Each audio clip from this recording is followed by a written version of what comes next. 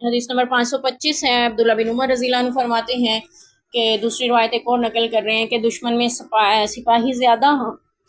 یعنی دشمن جو ہے وہ سوار زیادہ ہے، اور مسلمان جو ہیں وہ پیدل ہیں، تو پھر پیدل بھی ہیں سوار بھی ہیں، اگر پیدل جا کے مقابلہ کریں، سوار کریں، کیا کریں، تو پھر حدیث پاک کا مفہوم یہ ہے جس طرح بھی تم نماز پڑھ سکو، سواری پہ پڑھ سکو سواری پہ پڑھ لو، پیدل کھڑے ہو کے یعنی پاؤں پہ کھڑے ہو کے پڑھ سکتے ہو، پاؤں پہ پڑھ لو۔ تو اس سے یہ پتہ چلتا ہے کہ نماز قائم کریں گے ہر حال میں فرض ہے، اور اس میں ہمیں بہت سے واقعات احادیث سے ملتے ہیں۔ ایک وہ بھی ملتا ہے نا کہ ایک واقعہ تھا کہ سنتوں کا بھی اہتمام کرتے تھے، مسواک کی فضیلت کے بارے میں، تو یہاں پہ بھی ہے کہ جیسے بھی ممکن ہو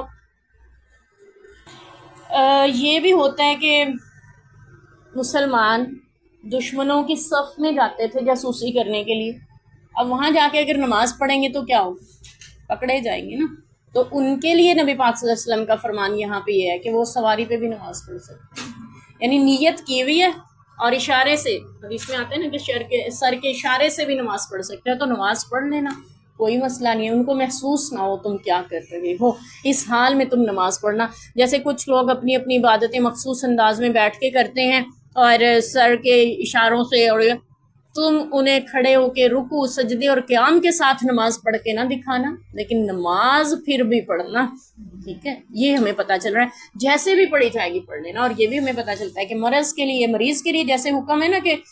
جیسے بھی اس سے پڑھی جاتی، لیٹے لیٹے بھی پڑھی جا سکتی ہے تو وہ پڑھ لے، ایسے ہی وہ بندہ اگر وہاں جاسوس بن کے گیا، وہاں اسے لیٹنے کا موقع مل رہا ہے تھوڑی دیر، تو وہ لیٹے لیٹے بھی نماز پڑھ سکتا ہے۔ میدان جنگ میں احکام بدل جاتے ہیں، فرضیت ختم نہیں ہوتی، ٹھیک ہے، احکام کی جو ادائیگی کا طریقہ بدل سکتا ہے، فرضیت معاف نہیں ہوتی کہ فرض آپ پہ ساقط ہو گیا، ایسا نہیں ہے، نماز وہاں بھی پڑھنی پڑے گی۔ اللہ تعالیٰ قبول فرمائے اور توفیق عطا فرمائے۔